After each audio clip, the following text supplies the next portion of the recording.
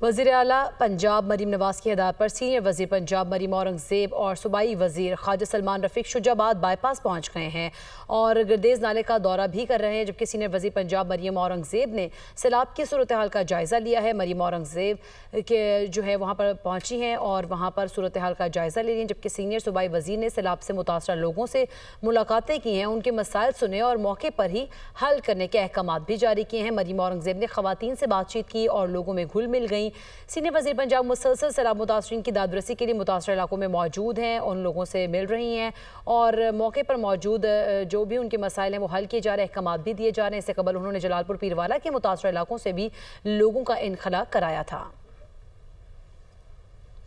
वज़ीर आला पंजाब मरीम नवाज की हिदायत पर सीनियर वज़ीर पंजाब मरीम औरंगज़ेब और सूबाई वज़ीर सलमान रफ़ीक शुजाबाद बाईपास पहुँच गए हैं और गर्देज नाला है जहाँ पर वो दौरा कर रहे हैं। मनाज़िर भी आप देख सकते हैं। सीनियर वज़ीर पंजाब मरीम औरंगज़ेब ने सैलाब की तमाम तर सूरत हाल का जायज़ा लिया है, लोगों से बातचीत की है, वहाँ पर लोगों के जो मसाइल थे वो सुने, उन लोगों में घुल मिल गई, उनकी मुश्किलात सुनने के बाद अहकामात मौके पर ही जारी किए हैं।